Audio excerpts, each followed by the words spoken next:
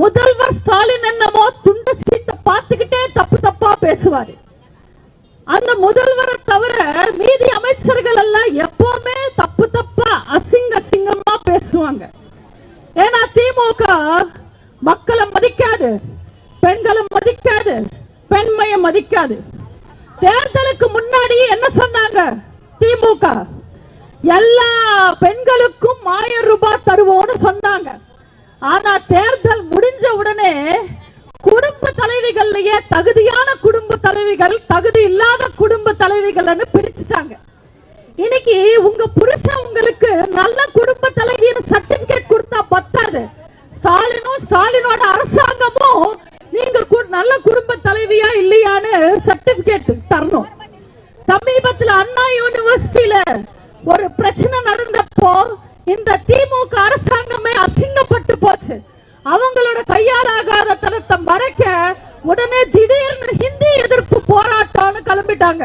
நாங்க ஹிந்திய ஒழிப்புவோம்னு ஸ்டாலின் பேச ஆரம்பிச்சாரு. ஹிந்திய படிச்சா தமிழ் அழிஞ்சிடுமா? அப்ப சாராயம் குடிச்சா குடும்பம் அழியாதா? தெரியாம தான் கேக்குறேன். சாராயத்தை ஒழிப்போன்னு கிளம்ப வேண்டியது தானே ஸ்டாலின். ஆனா செய்ய மாட்டாரு. ஸ்டாலினும் ஸ்டாலின் அரசாங்கமே ஒரு பக்கம் போதைய விற்கிறாங்க, போதைய வளர்க்கிறாங்க. ஆனா டிவியில மட்டும் போதைக்கு அடிமையாகாதன்னு விளம்பரம் தராங்க.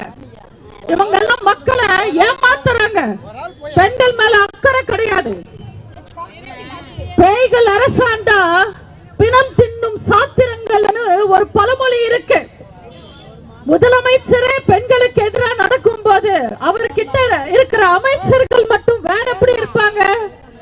1000 ரூபாய் உரிமை தொகை கொடுத்துட்டு நீயும் மேக்கப் போடலாம், உங்க ஆத்தாலும் மேக்கப் போடலாம்னு துரைமுருகன் கிண்டல் பண்றாரு.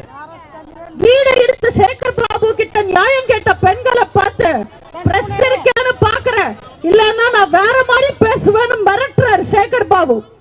அதே சேகர் பாபு வெயில்ல கியூல நிக்கிற பக்தர்கள் பார்த்து தண்ணி இல்லாம, உணவு இல்லாம, காத்து கூட இல்லாம கஷ்டப்படுற பக்தர்களை பார்த்து உங்களுக்கு வசதி எல்லாம் செஞ்சு தர முடியாது, ஏன் திருப்பதியில கியூல நிப்பீங்க, இங்க நிக்க மாட்டீங்களான்னு திமிர் பேச்சு பேசிட்டு போறாரு.